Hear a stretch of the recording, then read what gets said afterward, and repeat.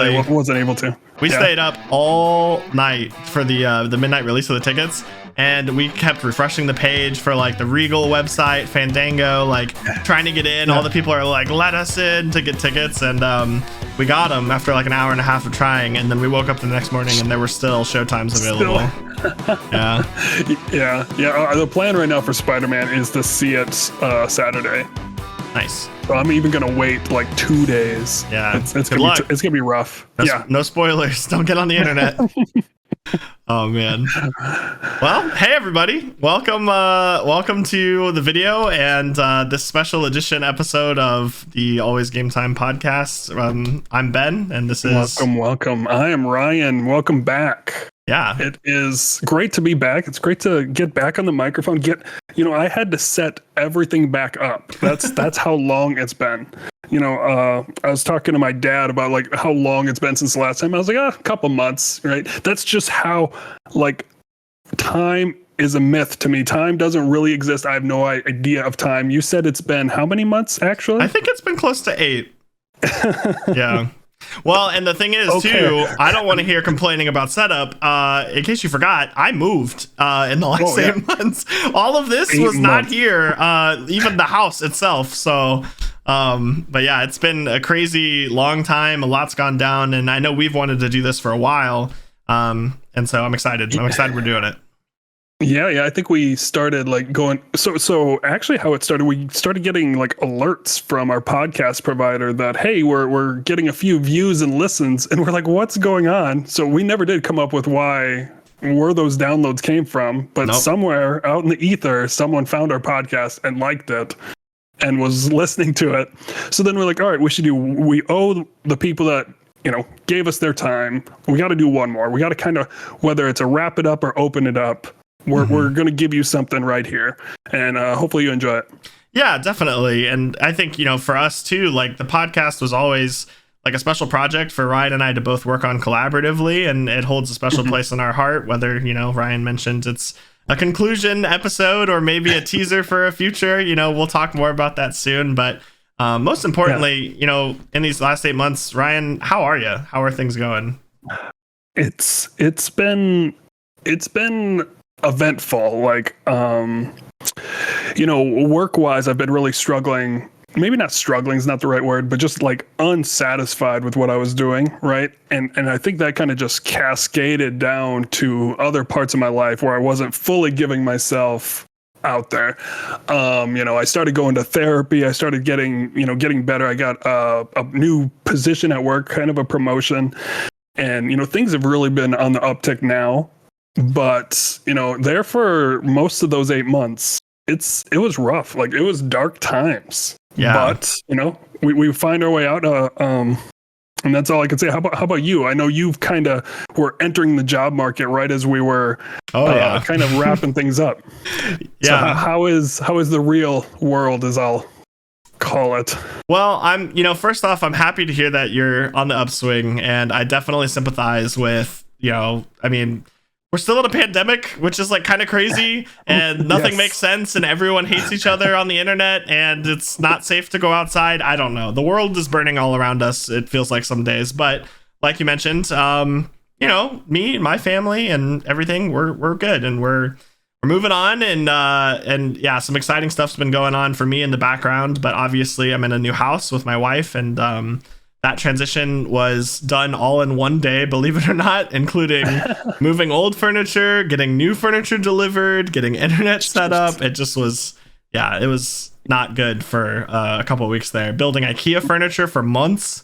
But, I started a newer job kind of around that time. And, now it's been, I don't know, total, I guess, a year and a half, kind of cementing myself in this new career field. And, work is work, but, the stuff that I love to do, which has been gaming and spending time with family and, creating productions like this one, definitely took a back burner seat for, about 8 months, a long time. And that was rough. And, now we're starting to kind of get to a more stable position, and I'm kind of able to explore the production side of things again. And it feels right. And it feels like I'm back at home, so to speak. So overall, pretty good. But yeah, I sympathize with the the downswing. One of the terms that I kind of like kept using to people when I was trying to explain what was going on was like occupational depression. Really is like how I felt about it. Like I did not want to do anything work related, but when it came to my family, I was I might even been over attached, right? Just over productive towards my family and things like that. But when it came to work, like I had no interest in it. Like and so, everyone's like, oh, go find a new job, go do something else. Well, that wasn't the answer. I didn't want to do any of that either, right? So it was an adventure. So my question for you is this the longest break you've taken from streaming, whatever the internet kind of being outward? Because you were streaming for a long time before. Yeah, so I mean, since starting streaming, yes, I believe it is the longest break. I took quite a long break when I actually traveled out to South Dakota for one of my other jobs that I loved. And that was kind of a transitionary point for me, going from, streaming and making YouTube videos to focusing on work, 24/7. And that was a pretty long break as well. But even with that, I would still do an occasional, like, once a month something, even like a post on Twitter, I would count as like being active. Because if you look back through my logs, I mean, through the last 8 months, that is, it was barren. Like I wasn't interacting online, I wasn't doing, and people were asking like, what's up? And there's a lot of reasons for it. I think the biggest thing is, Ryan and I have done an episode on kind of the mental effect of streaming all the time and putting this pressure on yourself to perform. And I think I had worked myself into a place where it was more about grinding and trying to grow than my personal enjoyment from it.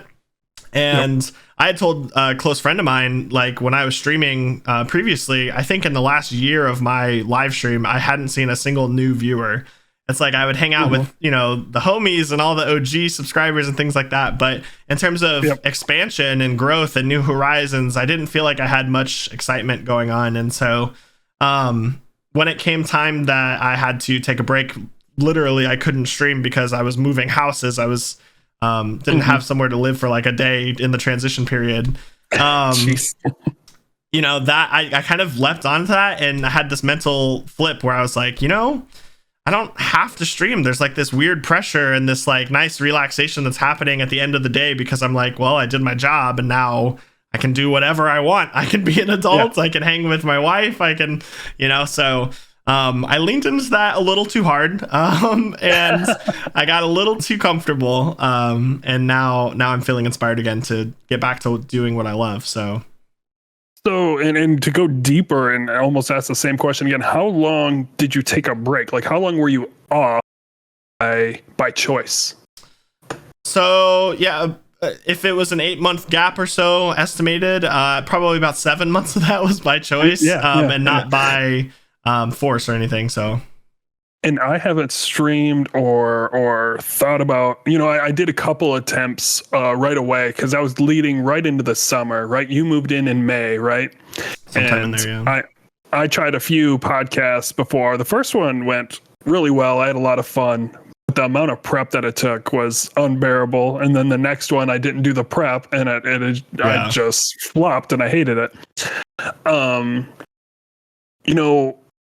So going back to like looking back on the podcast now, what were some of the things? Let's start positive. Let's not go negative right away. What were some of the things that you thought we did really well? What worked for us? And would you try to capitalize on with a similar project? I'm glad we're starting on a positive note, because, if you look at the numbers and stuff for the podcast, it's easy to get bogged down. But I still to this day think that we have one of the highest production values out of most startup podcasts. And, me and you had week-to-week scripts that we were writing with like article resources and discussions happening between episodes. Not to mention, I think we were only I haven't seen a lot of these, but this might just be because of my exposure. I think we're some of the only podcasts that strive to be a live production, but also a video production that accompanies, the audio version of the podcast. So, we tackled so many technical hurdles to make that happen. And I think that's one of the things. Well, thanks. I wouldn't have done it if I didn't have a partner to motivate me to get it done, but Well, the scripting and stuff, like I did a lot of that. I enjoyed that. But man, like the live show you would put on, dude, like I know I can think of 5 people right now off the top of my head that saw the live show and said, that's great. That does not look live. All right. It's live, but it looks like it's a production done, right? Like more than 2 people have done it.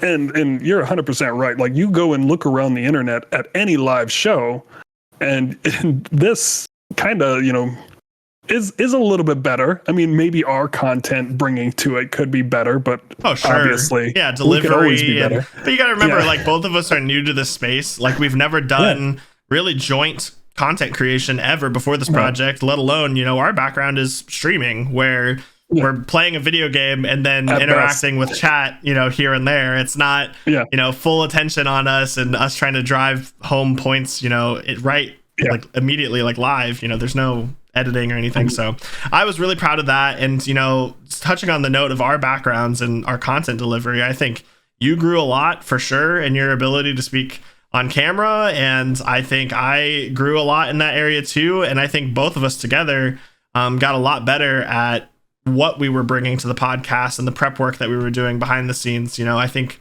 even still to this day, going back to the first episode and then watching the later episodes, you can just tell there's more confidence, there's more, and I think our enjoyment overall kind of went up with that trend too, just because we felt more comfortable doing what we were doing. It wasn't so scary.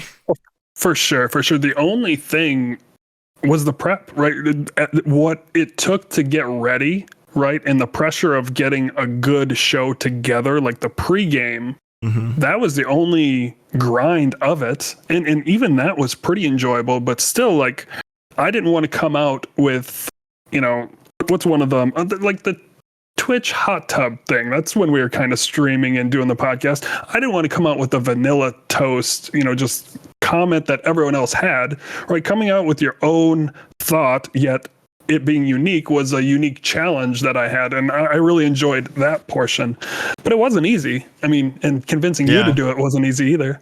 Yeah, I know. Well, and again, that's probably the 2 different sides of, where we wanted to grow. For me, I really wanted to lean into the production side of things and like the overall kind of, I don't know, I guess organization of the podcast week to week, whereas you, I feel like we're really a heavy hitter in the content section and trying to make it an entertaining show, not just like a show that's there. Like you were coming up with what people were going to want to listen to. And so, yeah, you pitched some ideas and, I definitely tried to be as open and receiving to this as I could comfortably. I need you to bring me in a little bit. Yeah. But no, it was good. But I think everyone would agree that we saw you grow in those thoughts as well, right? I mean, sometimes I'm going to come out critical on you right away. Sometimes you kind of back away and let other people talk and not give your valid opinion. Whereas with the podcast, you were put on the spot. You had to. Yeah. And, I think you did great, especially as we went, right? It was very good. Well, I'm sure we could find a lot more reasons to fluff our egos too. But I do want to hear because I have a few things that I was thinking of just while you were talking, but I want to hear some of the things you think we could have improved on or something maybe you wished we would have done differently or added to the show.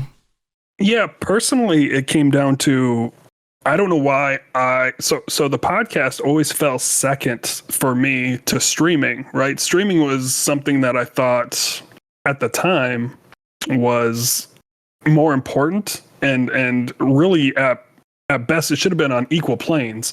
I wish when we finished the show, I would have just edited it right there and then and released it and been done. Right. And then if there was time at the end of the night, if I had time to stream or play games even, then I would do that. Sure. But that's, and I don't want to, we'll have to come back to this, but I want to put a pin in it, but I want to say it. Just the overall hours we put to streaming and your thought on that, right? We're going to come back to that eventually. And then just shorten our workload. I think that would have made the podcast go a lot longer. Yeah. If we had optimized the processes a little bit more, I think we would have had more enjoyment and I think we would have been more reliable in delivering what we were expecting. Sometimes you have to cut pieces out or compromise on certain things just because of the logistics. I mean, obviously it's a 2-man production, you know, on a week to week. Like we set some ambitious goals. Like this wasn't an easy, you know, production at all. So, you know, I'm sure we did video, live, and audio, right? Yeah. We did all 3 major formats. Yep. And editing too. Like that's just because it's a live show doesn't mean there's not editing involved. I mean, you spent hours some nights trying to correct audio issues that we would have, or just you know, even just putting an intro on the beginning and an end on nights where we might have messed up and forgot. Like that's a lot of work, and you know, people don't see that side of it, which is our job. So job. Yeah. I mean, we should have cut more Instagram and TikToks on it too. Oh, for sure, we missed out on that. Yeah. I think one thing, you know, not from a technical side or delivery side, one thing I wish we would have maybe structured more, I don't think we could have known at the time, but it was engagement with the live audience, because that was something unique to our podcast. Even if it wasn't making it into the finalized versions of the podcast week to week, if we had extra content where at the end of each show we were discussing stuff with the chat that was there that night, I think that was something we could have tapped into more. It's something that we did as a special thing on one of our later episodes, and I think we had a lot of fun with that. And the people that watched it after the fact had fun too. So. Well, even like we could have read chat while we did it. Yeah. Right. I was so nervous about chat being distracting to me when we should have used that. We should have used that fuel. Like if someone said something funny in the chat, we should have used that. Right. Yeah. We should have like literally just took it and threw it into the podcast. And, you know, it happens so often with, you know, everyone that was in there. I wish I could name drop all the people that stopped by the live stream, but it's been 8 months. It's been a while. Yeah. You know, and that's a good point. Interaction would have been a lot better. So overall, though, what are your feelings? I mean, did you enjoy doing the show? Was it gut wrenching watching the numbers each week? Like, tell me your overall thoughts on it. I was always excited for any blip up in the numbers, right? I had zero expectations. So if that number went from 1 to 2, I was ecstatic, right? Yeah. And I would check all of them, like from Spotify to YouTube to whatever Buzzsprout, is that what we used? Yeah. And you know, so I didn't get down on the numbers. Yeah. What about you? Did those numbers affect you? Yeah, I think it's hard for them not to. I mean, you mentioned we're pouring in a lot of effort into the show, and our main wish is just to have people experience it. I mean, I think there's a lot of reasons why we want that. A, so that we can, you know, get feedback and get better at what we do, but B, we wouldn't make a show if we didn't want people to watch it, right? So that's true. I know on the analytics side for the videos was week to week looking, and I was like, man, how can we push this more? How can we make this more exciting? And so it was in the back of my mind, but I enjoyed the overall process so much. Yeah. And, you know, going back and revisiting that question a little bit, you know, I would talk to my close friends who are gamers as well, and not getting that support from that group, that hurt the most. I think out of anything, you know, my wife was watching, so why couldn't I have, you know, my 2-3 close gamer friends just click it and give me an entertainment, right? Just entertain me that you watched it, or even lie to me and said you did, right? But, you know, that lack of support, that hurt. But I think I was so ecstatic about the rest of it that I didn't much care until it was done. Yeah, no, I'd agree. And I think the burning question at this point is, you know, especially when we talk about it in that way, is this the end of the Always Gametime podcast? And you know, it's not too late for people to, you know, go back and check it now. If this is your first video that you've seen, please, by all means, go back and watch some of the episodes of the podcast. Awkward. Let us know the feedback. Yeah. Awkward time to come in. Right. Yeah. Welcome to this show, I think. Yeah. I mean, you know, live. I don't know what it would take. Here's my kind of stance on it. I don't know what it would take for us right now to start the works on a season 2. In my mind, we produced a great polished season. We didn't find the levels of success. Again, we've talked about this in previous episodes, what success means, but that we were hoping to. And we took such a long break that it would be kind of like starting from scratch, honestly. Yeah. And so I don't want to say like, oh, the show's done, it's never happening again, you know, that kind of thing. Yeah. But I'm interested to see what you think, and those of you that maybe really loved our podcast and look forward to it each week, what you guys also would think. But yeah. I mean, it really goes to. I mean, I was saving this for the end, right? Like, what's the future of the pod, right? I was going to have that be the last question. But for me, I guess I'm always game. This is what I want to do more. I want to podcast more. So I know on our little brief itinerary that we have, one of them is what we're going to pitch. I want to start a solo pod. That's kind of what I want to do, right? I've been doing little writings, but I need to figure out some kind of topic, something to put it in, some kind of box as to what it will be. Yeah. So obviously, if you were down and you came to me and you're like, I want to do season 2, I would be like, hell yeah. And let me rephrase. I'm not saying that it's not going to happen when I say I don't know what it would take. What I mean is, I think that there's some logistical questions that would have to be answered for it to be considered. Things like, would we change how often the show is produced? Are we going to change the format of the show? Are we going to expand on topics? Like, those kinds of questions that we honestly, again, this is the first time we've spoken in about 8 months, really, that we haven't really had the time to even entertain. So, but I loved doing this, and I love that it stretched us out of our comfort zones, and that we got to learn so much about the process. And there's still so much to learn. But and honestly, the thing it always comes down to for me is I don't think we got a fair chance at the exposure. I'm always wondering in my head if 1,000 people had watched this, maybe we would have been validated more. Like, maybe they all would have loved it. But, I just think with the exposure that we got, it's really hard to tell and feel validated with the production for me. And, I'm always hard on myself, though. So, but I mean, you're absolutely right on the what if aspect. Like, would we had better reception if it was given more of a chance? I'm confident in it that we would, but we didn't put ourselves out there enough, right? We didn't hit the social media hard enough. Yeah. And really, I mean, it just takes getting lucky and longevity, right? You have to hit it for months, and we gave it, what'd we do, 10 episodes? Yeah, so it was about 2.5 months. I think we skipped a few weeks there, so a little bit longer in terms of start finish, but yeah. And if we were to restart, we definitely have to do less scripted and more of this, right? More of, here's our topic, here's our image, let's go. Let's film this and let's push it, right? And do that audience engagement. And I'm not streaming much anymore. I can produce this out right away, right? And not, this is probably the best transition we're going to get. So in terms of going to streaming now and YouTube and things like that, right? I think, get that stuff out there as soon as you can. And someone that knows SEO is probably the best as well, which I have knowledge in. Where do you see yourself going in those spaces? Sure. Yeah. I mean, I think, we're hinting at a topic we'll probably talk about more in depth later, which is, what's next for us, individually, together, whatever.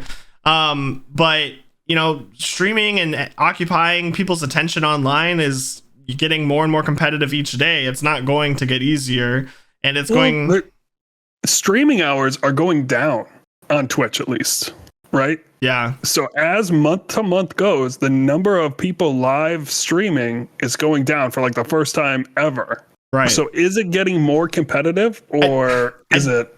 I do think so still. And I don't, I'd love to analyze the data more and go off on a whole discussion just about that to see why that might be. It could be any number of reasons. It could be, some streamers are leaving for similar reasons that we both stepped away. It could be that viewers are consolidating and joining more popular streamers instead of distributing those views across other channels. I mean, maybe it could be that the top 0.01% of streamers on Twitch, at least, make the average American median income. Yeah, right. That was a very shocking statistic. Yes, it's huge. You're saying, what's that? 1 out of 10,000 or something? Or I don't know math. Math's hard. Whatever. Yeah. Right. It's such a small percentage that can make a decent income, let alone a livable income. And I think people are starting to understand that, hey, this is not worth my stress, right? I mean, it's largely what you said coming in, right? Just the stress and the expectations of it.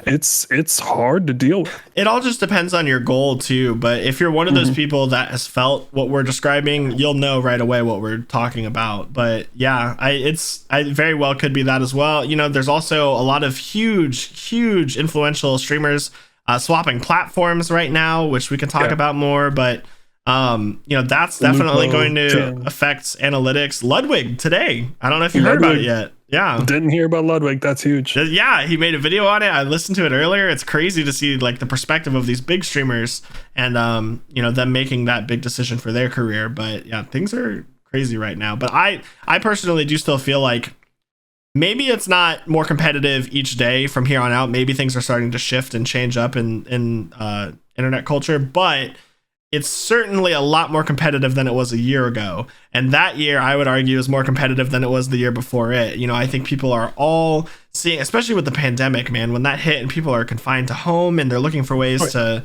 you know, break out, you know, even if it's not physically. You know, I think there's a lot of different strategies people are going to have to start coming up with and taking to even get the exposure they would need to have an audience, you know? Yeah. Well, I mean, yeah, you look at the saturation even on TikTok, like during the pandemic, right? You could kind of carve out a space there. It wasn't as crazy, but now, man, like even to get moderate exposure on there is a feat, right? You know, it's everything is so saturated. You're right there. So let me dive into you. What's your plan, right? Sure. What are you going to do going forward? Yeah. So the biggest thing I had to do was address, you know, my personal motivations, which I had mentioned, you know, went from this grindy mindset, this atmosphere where I didn't feel like anything was going for me, to what am I going to make? Like, what am I going to do that I think is A, unique, B, something that I enjoy? Let me back you up. Where are you going to do this? And like, what format? I'm sorry to interrupt. No, you're fine. Yeah. Yeah. So similar formats, but hopefully just more and better. So I fully intend to move on and continue with live streaming because that's, you know, where my heart is. That's something he's really trying to draw it out of me, guys. So if you guys missed it, I made an announcement recently that, and no, this is not because of the big streamers. I left Twitch, guys. There's no easier way to say it. I am, for at least the time of releasing this and recording it, I am going to be streaming on YouTube moving forward. Which a lot of people would probably analytically look at and say, this makes zero sense. What are you doing? But I promise you guys, this was months in the deliberation, and pros and cons lists, and changing my mind even before I publicly announced it. And, you know, Ryan and I had conversations for a long time about the idea. But yes, so I think he's trying to draw it out for me. I'm going to be live streaming, but also making video content, standalone content, all on my YouTube channel, where you guys are most likely viewing this video right now. Yeah, probably. Yeah. So yeah, that's the plan. But in terms of the plan, how is it going to be any different than before? You raise a great question. Like, what am I able to do? What's my plan? What's my strategy to get what I'm making in front of more people?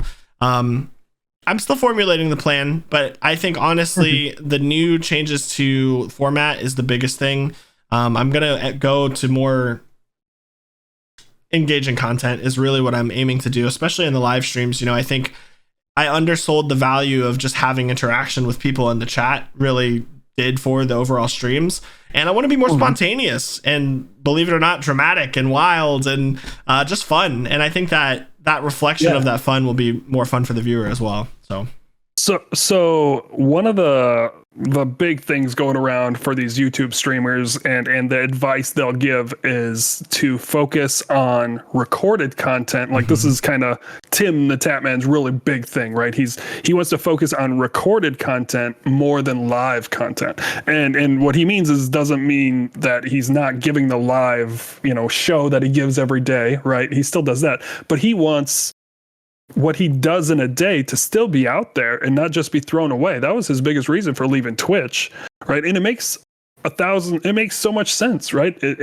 you don't want to just put in 8 hours and have it thrown away each day. And so my question to you is, are you going to make that focus on recorded content, or is it still going to be more of a stream first kind of plan? So I definitely intend to, but I think the thing to like remember for me is that it's just how the podcast stretched me out of my comfort zone. Standalone content, recorded content does the same thing, because I've been a streamer first for so long that I am still ongoing. There's this ongoing battle of how can I make this video different? How is this engaging compared to any other gaming video that's on the platform? And then what do I personally want to do? You know, there's that conflict there with the stream where it's like, well, this game analytically makes more sense to live stream than this one. Well, for recorded content, a lot of the time I'm struggling with I can't just do what everyone else is doing. That's never going to work. And also, like, it's just a whole new ball game. I mean, there's editing involved for a lot of videos. There's, you know, and so I think it's going to be something that I figure out over the next couple of months for sure. And I'm going to be testing a lot of things and seeing how people like them. But just to start, I'm going to take games that I love to play, and I'm going to put myself in front of a camera, and I'm going to record videos, and I'm going to release them and see what people think. And yeah, that's the plan. and you're saying release them. So you're just going to do one channel? Are you going to do that? Because one of the popular things is to stream on one channel, and that's where those videos go. And then you kind of edit some up and you do a second channel, unless you're like Tim the Tapman and you do 6 or 7 YouTube or 8 channels for 8 different things. I mean, think about that. Like, oh, I watched this video. All right, now we're going to kind of cut it up, a mesh of that same video but mixed with other videos, and we're gonna put it on another channel. You know what I think? So we're gonna double our income. Yeah, genius. It's that, but also if you really think about it, with how YouTube works, when you have these random videos that get recommended to you, if a personality has 8 channels associated with them, you have 8 different channels that have the opportunity to get pushed in front of you via the algorithm. Exactly. And you could have 2 different Tim the Tapman YouTube channels recommended to you at the same time, because YouTube recognizes them as different, you know, and it's the same person. It might even be different edits of the same video on 2 different channels that you're getting recommended. And so it's very interesting, but for the time being, and with the time I have allocated towards this, it's definitely one channel, different types of production, but all in one place. And, you know, I hope people like that. I certainly see it as something that's nice. If you're someone that enjoys watching a content creator, you know, going to one link to find everything they're doing, I think is very convenient. But you know, it could evolve, it could blow up. Maybe I'll have 8 channels someday. Hey, there you go. Damn right. Yeah, for sure. And you know, it's that balance too, right? You know, when you get in front of the computer and start editing, that's time consuming, and that's non-gaming time, that's non-de-stress time usually, right? Yeah, I mean, when we're playing games and streaming, usually it's you know, we're kind of blowing off steam a little bit, at least with it, until sometimes it gets in our head, I guess, like we talked. But yeah, no, it's good to hear. I'm excited. I'm excited for you to jump back into it. And honestly, it's given me gotten me a little inspired to think about what I could do. Because my next question is going to be, what's in the works for you? I know maybe we're going to talk to say this later. I don't care. I want to hear now. I want to give you the platform to talk about your creative process. If you've got any ideas, where your ambitions lie, you know, I'm just curious overall. So I've been writing more, right? And one of my favorite podcasts is a fantasy football guy. It's this Adam Levitan. He does a solo podcast. So he talks about fantasy football for maybe 5 minutes to start it. So he gets his usual whatever crew. And then he does this great just monologue every week. And then he'll do some questions. He'll take some questions from his fans or whatever. And I think some of them are fake questions that he just, you know, does. And it's such a good show. He does it so smoothly and whatever. And it kind of had me inspired to do like a take on that's different, right? It's not going to be football focused or whatever. So I've kind of been writing a few episodes to that.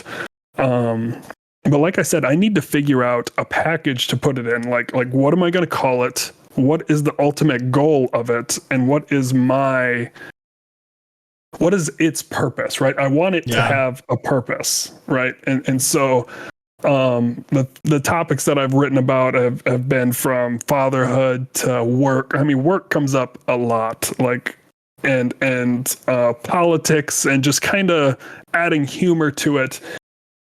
Basically, it's like shower thoughts, except, less organized. I love that. I love that whole concept right there, because it's so cool. And not to, I want to hear more. I just think it's so cool to take. I think it's so relatable. I think that's one of the reasons it sounds so exciting. We've talked about this a little bit beforehand when we were just discussing this. But I think it's just very relatable content. It'd be so easy to ingest that and relate to it and feel like, man, this guy gets it. Or this guy's an idiot, but I'm going to listen each week to figure out how much of an idiot he is. Well, and that's kind of what I was thinking it would be. What I think of it as, it's either going to bring people in really fast, or it's going to make people run away really fast. Yeah. So I don't know. I'm still in the preparation phase of it, and we're talking short episodes, 15-20 minutes for a normal one, and I was hoping I could do it twice a week. We're gonna set the bar really low, once a week, right? And we'll go from there. No, I wanted to go to some life updates, right? So you said you moved into the house, you've been working. How is, you've been married, is it 2 years now? Yeah, over 2 years. Under 3. It's honestly, it's hard to keep track of. Somewhere in there. Yeah, my wife Cassandra would probably be mad at me, but we were together for like 6 years before we got married, so it's all a spectrum of togetherness. It's great. In the last 8 months, what has transpired in your life? Like because I assume you've kind of took this time off and grew a little bit. What did you find yourself taking this newly found time and attaching it to?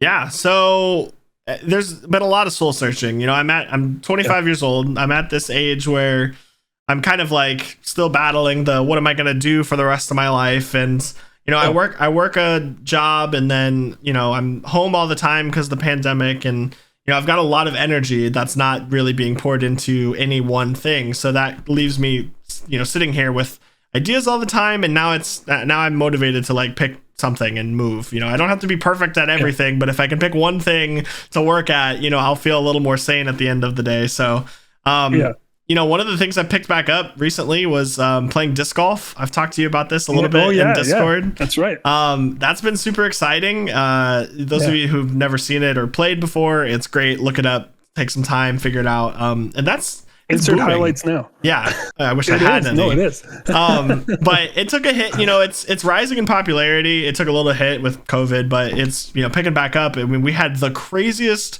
clip of all time in disc golf happened this year. The most high stakes tournament, high stakes situation. It's on ESPN. People that have never heard of the sport have been hearing about it. And you sent it to me. Yeah, I did. I couldn't believe it. I'm not going to get in a tangent about it here, but we can talk about it some other time. But it's it's growing in popularity again, and I got my first year of experience of going out and competing and playing at a professional level. I guess technically, right? I compete in the amateur league, but technically I earned like $6 so far this season. Nice. So I'm a pro. Win. But it's been great because we have all this hard stuff. We see the news every day. The world's burning down around us, and then I get to go out and in an open environment get to be with 3 or 4 guys who all love the same thing as me. We're all out there to have a good time and get their mind off of that stuff. And, I get to be physically active. I get to work at being better at something. And so disc golf helped a lot in the last 8 months. That's definitely something I picked up again. And it's been great. It's been really fun. That's good. One of the things that I probably unhealthily attached to was Bo Burnham's Inside. Oh, so good. Oh my gosh. Dude. I think I've watched it 10 plus times. I pre-ordered the vinyl last week. Yeah. So I'll have it on vinyl here. Do you have a record player? Yeah. Okay, I got a record player. So I got a record player for my wife. It was her birthday last week. And of course I had to go out and get a sound bar for me, so it sounded really good. Yeah. And then I was like, oh man, I got to go get this now that we have this. So yeah, I'm pretty pumped. That's awesome. Yeah. I loved it too. I mean, oh my gosh, talk about relatable content, and geez, man, just it was great. I loved it. Yeah. Well, like, and I'm sorry, I'm going to overanalyze this. Like, just it encapsulated me, like how I felt during COVID, right? Like when 10 years goes down the road, and my kid's 18. I'm going to have him watch this and be like, all right, you've heard about 2020. You don't really know what it was like. Right. But here is an hour and a half or whatever it is. It's an hour and a half. I know it. And this is what went through. This is kind of how it was. Right. Yep. And so I'll have him watch that, and then I'll have him watch Tiger King, and he'll pretty much get it. Yeah, he'll understand the state the world was in. Yeah, man, talk about that. Season 2 is pretty great. Did you watch it? I haven't started, not yet. Oh, you need to. It's on the list. Really picks up we're working there. through Ted Lasso. Oh, sure, yeah. Yeah. So yeah, Tiger King 2 is that's definitely got a. We didn't hear anything about it. Someone just told us, and we're like, "What?" And we dropped everything because we were, we obviously loved the first season, but. Oh, same. I mean, that was another. That was right before, or that was March. That was right when kind of lockdown started, right? Yep. Yeah. Oh man, that was good. Yeah, I know. Gonna financially recover. I know my family has picked up the habit of starting finding movie franchises that are 6 movies deep and watching them all over the course of 8 weeks, 10 weeks, getting together. That's been fun. That's been holding us together a bit. Yeah. Nice. Well, now, if you haven't done it already, you got to go watch the Matrix Trilogy. I know. I have, but my wife's never seen any. So it's all right, we know what to watch. That's a struggle. So my wife said she's seen them, and she has. But that was years ago. They mean so much. Like movies are like taste buds. You have to try you have to do it again every 7 years, right? Because they change. You're in a different spot in your life. You make different connections to different characters, right? You have to watch these again. Yeah, especially the really good ones. It's if you haven't seen a movie like The Matrix ever, I'm gonna look at you a little funny. Okay, but Lord of the Rings, any of the Star Wars films, if you just say you don't like it, but you haven't seen it, I'm just okay, I don't know how I can trust this person. But if you're someone who's watched it once when they were a kid or 10 years ago, and, then I'm well, try it again. Because, I completely agree. I've rewatched movies multiple times and gotten different things from them before. So, yeah, I rewatched Tommy Boy this last week. Classic. And I've had this terrible time. I was rewatching basically Happy Madison. And I just hated all of them now. Oh gosh, I don't to put it bluntly, they're just homophobic. Really, is what I see at every corner of those movies. I'm sure. Yeah. Yes, they just don't age well. But I turn on Tommy Boy, and it aged perfectly. Still made me laugh. Different connections. It's great. Yeah. So yes, rewatch for sure. Movies, and now things are opening up a little bit. I want to get, the show's never been political, whatever, but that's it's my show. That's tune into Ryan's for that. But we were able to go see a movie in the theaters again recently, and that was something that was awesome for me because we used to go once a week growing up, and I love movies, so yeah, it's nice. So how full was the theater? We've seen, I think, 2 now back in theaters since things have been going on, and the most full that it has been was maybe 25% full. Oh, so, that's nothing. Yeah. I don't think it's really picked back up. And honestly, I mean, for a while there, it looked like movies were just going to be gone. Oh yeah, they suffered hard through all this. So that in restaurants, it seemed like. Yeah. Oh yeah. Yeah. It's crazy. So we went and saw Shang-Chi. Yep. That was our first movie back, I think. Nice. It was the week after. And yeah, it was probably quarter full. Yeah. But before that, I went with a friend and we went to Black Widow opening night that nice. Friday. It was packed, full. Man. I'm not okay. Yes, lately I am. I was so anxious just leaving the theater, everyone going, just being tight knit, I grabbed my wife's hand and like I'm kind of squeezing it, and she's like, you know, what's wrong? Are you okay? And I was like, just all these people together, it's weird. It feels wrong. Like Yeah. Like, yes. My wife Cassandra has looked at movies and been like, where are their masks? Like she's actually thought that because of how the social climate is around us, you know. It's crazy what the norms become now. It's tough. I mean, and you know, and I feel we're perfectly, I don't know, I live in South Dakota, so I'm not safe with any of these people around here. I mean, Ben, they're so dumb. I live in I don't the think that's limited to state. South Dakota. I live in the worst state. I mean, I'm giving you a preview of my show again, but it is the worst state. Anyway, world's on fire. Yes. And the blue-white fire is South Dakota. That's where it started. Yes, that is the core. What games are you playing? I assume you're all into Halo. Oh my gosh. Look at that transition. Yeah, boom. Seamless. Expert. See, we're so good at this. No.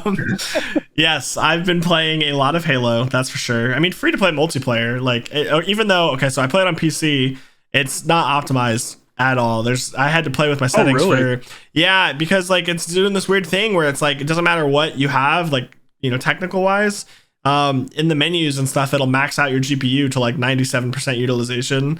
And then you get in game and it'll drop to like 30 for a little bit, and then it spikes up and down all the time like crazy. So what I had to do is turn down the like render scale to 75%. Game looks the exact same. I don't even know if it did anything, but now I'm down to 30% utilization constantly. Nice. I'm just like, but anyway, it's great. I mean, oh my gosh, I've never played a Halo on a PC before, and I thought that was going to be kind of weird. No, I love it. It's so good. I'm having a blast with it with my friends. And have you tried it at all? Are you going to try it? No, I should. I mean, I have the computer for it. There's no reason that I shouldn't. I'm terrible at PC shooters. That's the problem. You need another game to get mad at is obviously the solution. Oh my gosh. Yeah. Oh, what about I already Apex? have that game. I know you've been... All right. So I was right as I'm like getting like good at Apex, like we're pushing the rankings and whatever. My group of people decides to go to none other game than Destiny 2. Oh man. So that's what I'm going through now. I'm being put through the grind there. I initially was all on board. I got into it and but now, and honestly, I'm in a tough spot at work. Like we're releasing a project that's not going the best, and I'm getting pushback. So maybe my mental state isn't there yet. Yeah. But that's what we're playing, and I don't feel good about it at all. I mean, want to come back? You want to come back to Destiny? It's crossplay. I played enough before. Believe you me, I played a lot of Destiny 1 and Destiny 2. Did they? Let me ask you this: did they add a game to Destiny 2, or is it still just a name that people just like talk about? It's different. It is 100% different. Like you played Day one free to play. Yeah, I played Day 1 Destiny 2, and I played for a couple months. That's what I played too. Hardcore. Yeah. Same. And that I enjoyed that. I enjoyed it too. It just was short. Yeah, for sure. And everything's changed. Yeah, everything's different. So that's good because there's plenty of stuff to do and to grind and to do together.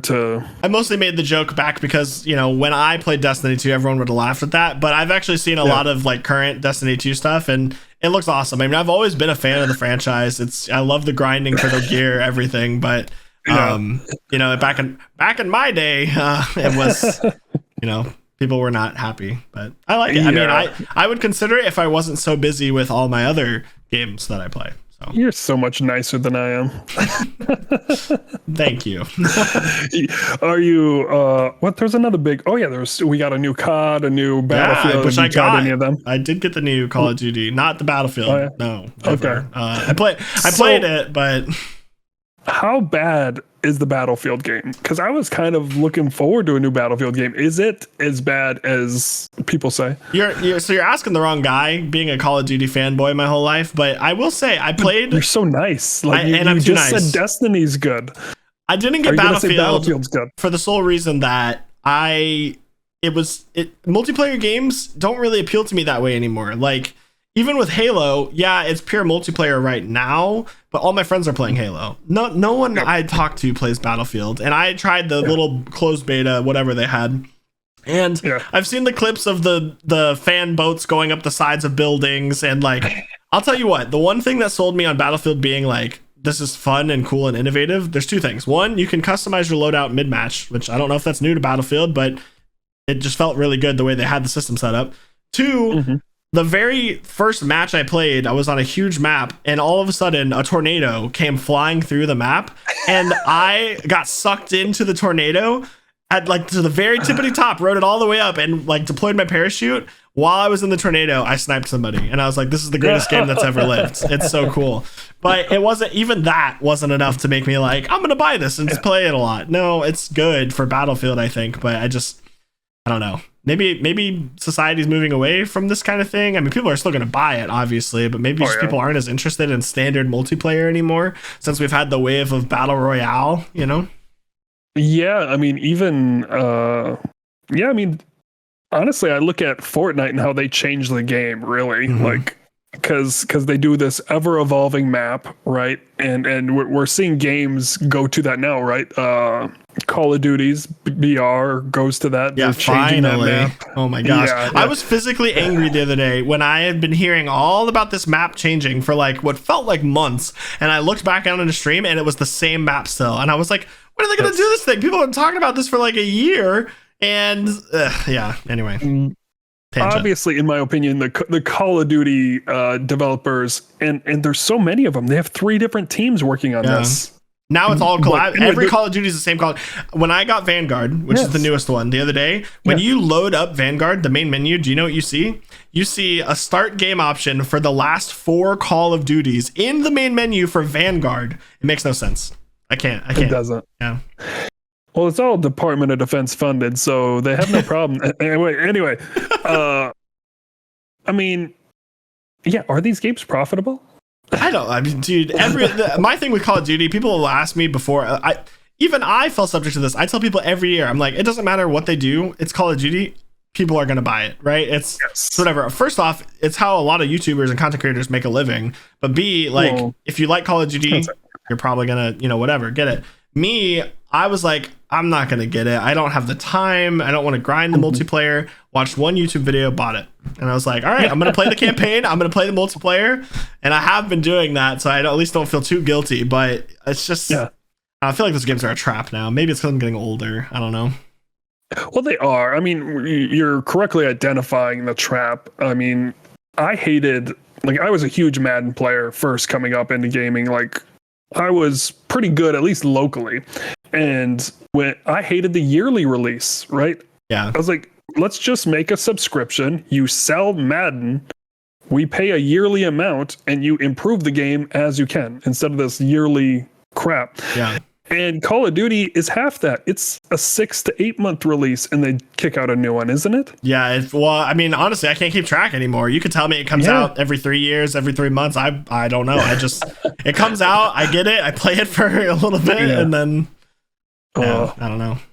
But I've been playing that. So I've got, the typical Halo, Valorant, the new Call of Duty, still some Warzone sometimes. Apex has had a ton of updates. I've been trying to get you to come back to it just because the new map, the new characters, everything about it is great. It's honestly phenomenal. It's still like crazy to me how I feel like Apex has almost gotten everything right. And people can argue that until whatever, but I feel like their marketing has always been phenomenal. The biggest issue, I think the biggest stain on Apex's history has been server issues and like technical issues. It hasn't been content delivery, in my opinion, but yeah.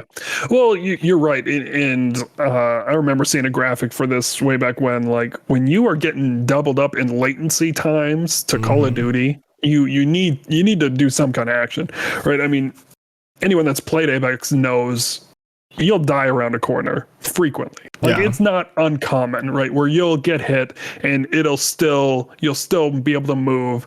And that's due to, the game predicting where you are and that kind of thing and how quickly it can transmit data. But yeah, like again, if Call of Duty is doing it twice as fast as you are, you're failing, right? I mean, you could improve but then again, really think about that. And is that turning people off? I doubt it. Well, and I was gonna say, just whatever issues it might have still currently, look at its player base and look at what they're able to do. I mean, you could call this them trying to just cover it up with content, but like the arena mode release was one of the smartest and most awesome things that Apex has done. All the new maps, the new characters, the Halloween event, like it's just they're constantly and consistently pumping out new stuff for players to enjoy and change the way that they play what is ultimately one mode, like other than arena, you know? Yeah, and the ranked, right? That's why I play. Like I loved ranked content, and Call of Duty refuses to get on board. Yeah, I'm not sure with this new one disclaimer, but yeah. Yeah. I mean, I bought Modern Warfare with the assumption that it was going to have ranked, and I played it for 3-4 months, and there was nothing. Yeah. Right, and I'm not sure if anything ever came out. So that frustrates me. Warzone doesn't have a ranked or anything either, right? I honestly couldn't tell you, but it wouldn't surprise me that if it wouldn't. Halo came out with ranked, and it's awesome. The game buttered me up by placing me in Plat 3, so I was like, hey, pretty good. But got a big shot here. Yeah, yep. But yeah, so I don't know. I've been kind of steering away from multiplayer games. You know, the funniest thing is all of a sudden all my friends have told me for years that we're crazy for playing games like Dark Souls and stuff, and now just within the last 2 days, like 4 of us have all got Dark Souls on PC and have been playing through it, including me. I've played the game already, but I'm like, if everyone's playing it, it's so much fun. And so I've been playing some of that. I've been playing weird games too. Like I've been looking for like random games on Steam that no one talks about to play and enjoy, and it's been fun. Pitch the video you just put out this week or last week. Yeah, so this one I don't even consider in that category anymore because it's very quickly becoming popularized. But I've been playing a little indie game called Super Auto Pets, off stream, off video, off everything for just my enjoyment. Where it's like basically an auto battler deck builder with animals, and it looks like they just use like Google emojis for like their artwork. I think it's a team of 2 people. Like this is like their first game that at least has taken off or whatever. And you had creators like Northern Lion pick it up and start making videos, and now other people are making videos. Ludwig hosted a tournament in the game the other day.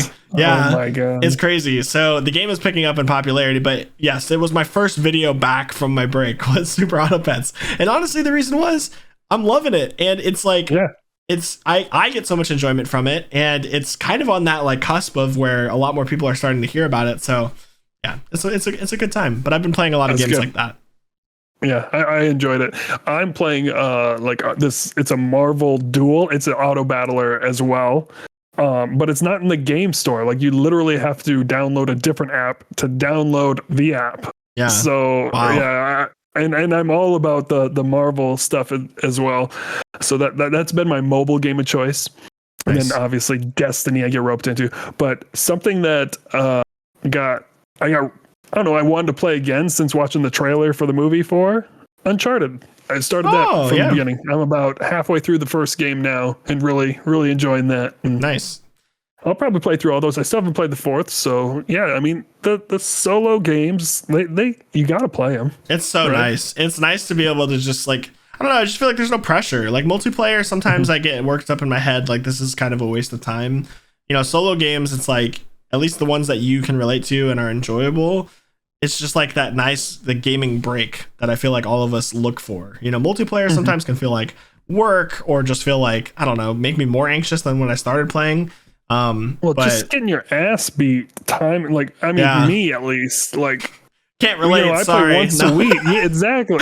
I play once a week, and it's when I want it. So the problem is I want to get sweaty, but I can't because when I get with them, I get my ass beat. Right? Well, and so I don't want to segue too hard here, but I am interested, and I want to speak on this a little bit.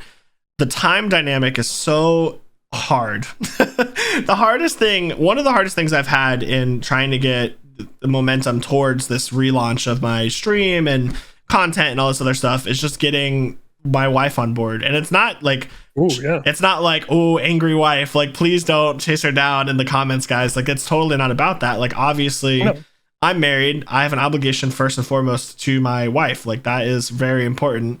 More important than like my job or anything else, all these other important things. So happy wife, happy life. Exactly. And so when it came to like, when am I going to stream? Like, my streaming is time consuming, and I have a job as well. As much as I'd love to drop everything and stream 8 hours a day or whatever, it's not realistic at this time. So I'm having to carve out time of my like extra availability to my family, to my friends, for, you know, my ambitions here. And so I don't know. For me, that was like one of the most difficult things. I think we've got it worked out. I'm excited because I think like this is going to be something where I'll be a little bit more structured than I've been able to before. And then, you know, be a little bit more spontaneous with the recorded content.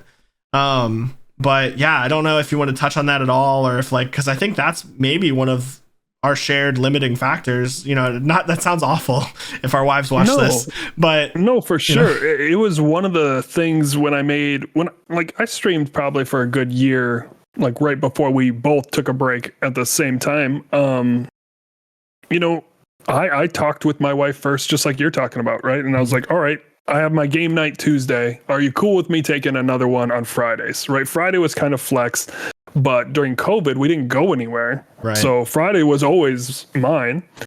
But, you know, now if I were to try that again, right, I would have to bail on a lot of those Fridays if something else were to come up. Yeah. And that's kind of that compromise you have to make as well. So no, including your wife in step one is the best thing you can do, because the last thing you want to do is gain momentum and realize, you know, you don't have actual momentum at home.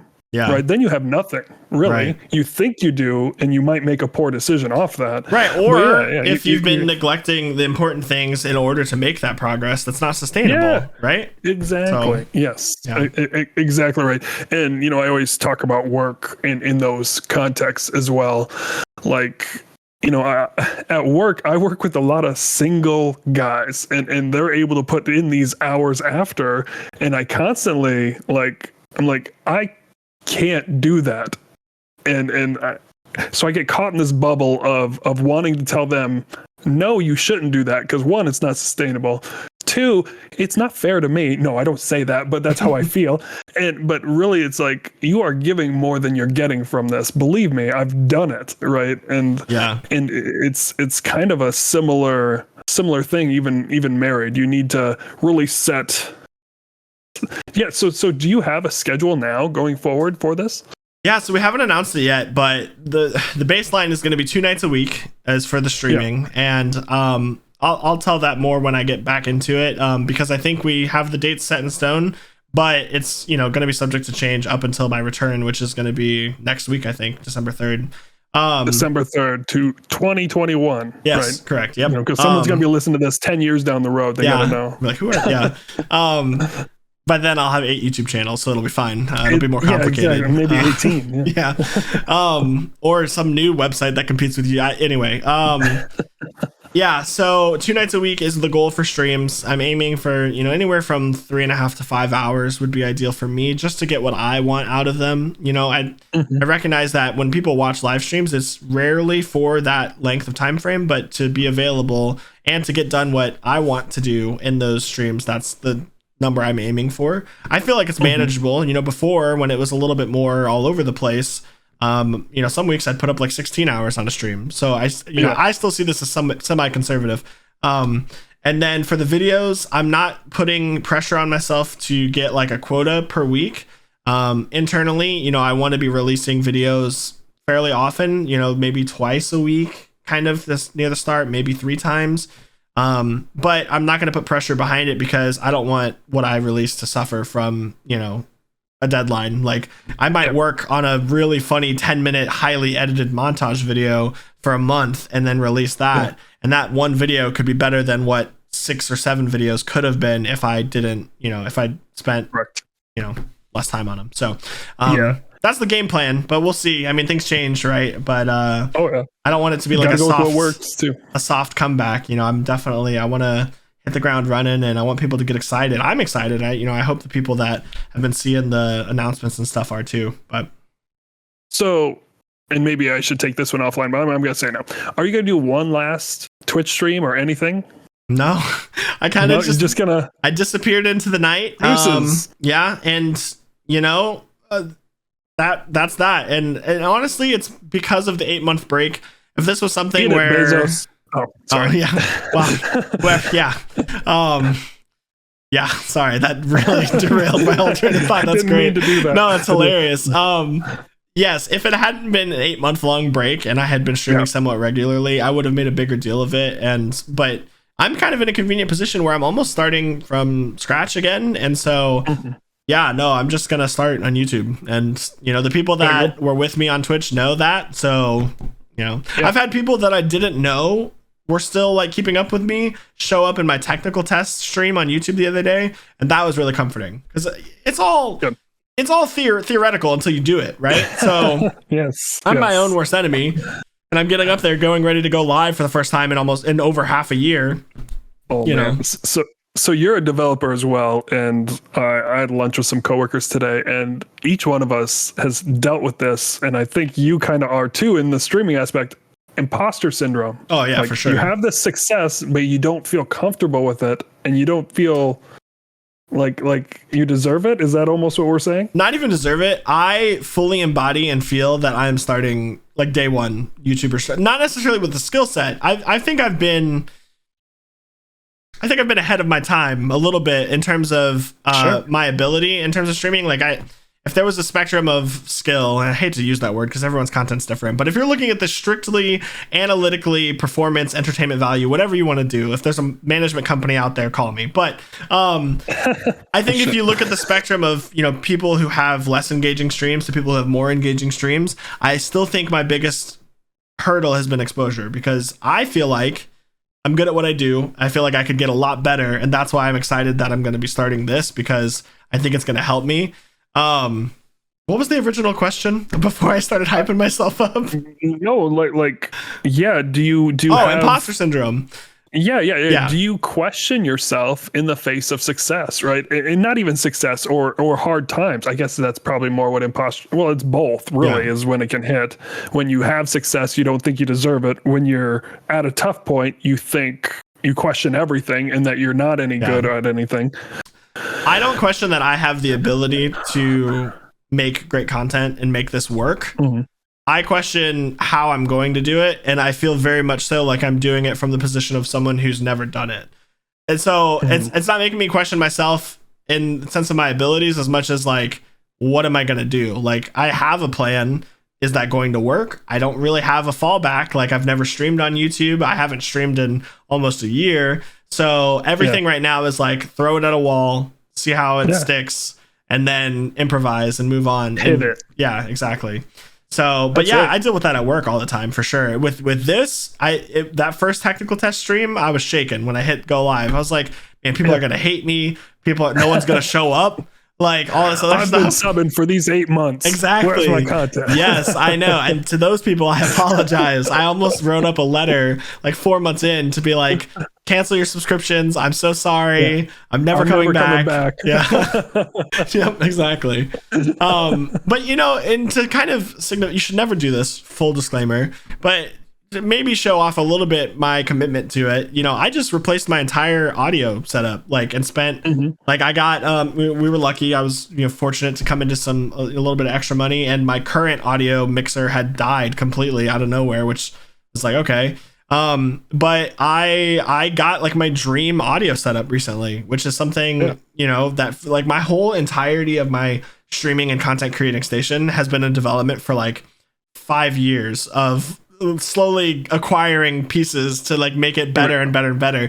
And that's not just something like people talk about that a lot, but it's not something everyone's able to do. So A, I'm fortunate, but B, like I wouldn't have done that comfortably if I felt like I was just gonna do this for a month and then give up, kind of thing. Yeah. So. Oh, for sure. I mean, you're gonna get the itch. It's gonna carry. Yeah. It's gonna take off. It's gonna bloom. It's gonna blow up. And we're going to be looking back at this podcast and be like, oh yeah, that's fun. Here, he called it. Let's go. We're going to do season 2 from a live stage, with like film cameras, a whole studio crew that we had to hire. It's going to be great. Fog machines will be involved. Mark my words. Dude, yes. Maybe we'll have our own intro music. Wait, no, you got to pick up the ukulele and start.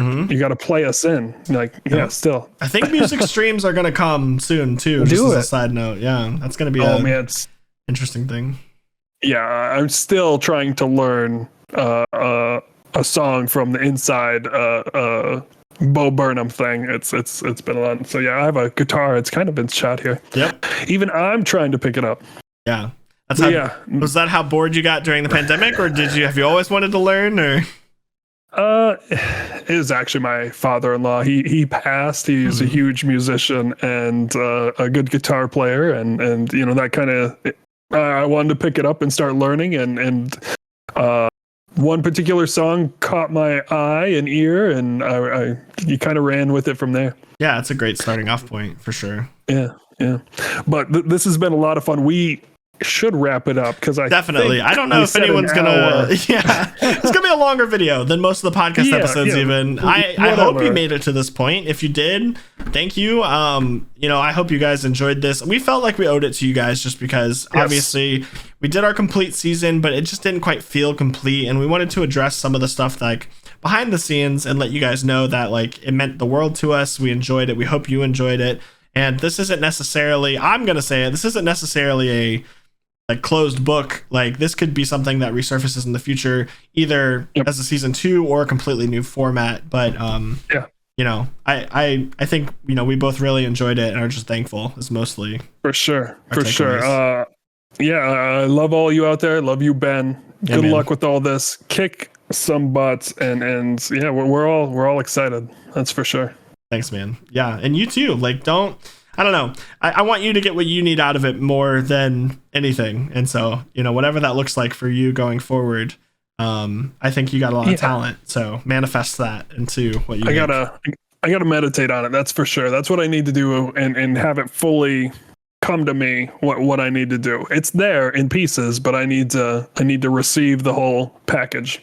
Yep. So absolutely be on the lookout. Yeah, definitely. For both of us, guys. Like, seriously. Yes. And you know, just thank you guys again. If you leave us some thoughts in the comments. Again, if this is your first video, make sure to go back, check out the podcast. But still, I mean, we're just as eager now as we were in the filming for feedback and ideas. So, and we answer all those messages on there, whether you're a bot or not. Yep. We'll do some kind of reply to that. So definitely. Yeah, this has been a great time, Ben. And I don't even remember. We used to have this back and forth closing. Yeah, it was you had a tagline and I had a thing, and then we're like, "We'll see you on the next episode of." But you know, now it's we'll what see time you. Is it? Yeah. Yeah. All right. Good stuff. Take care. Yep. You as well. All right. Bye.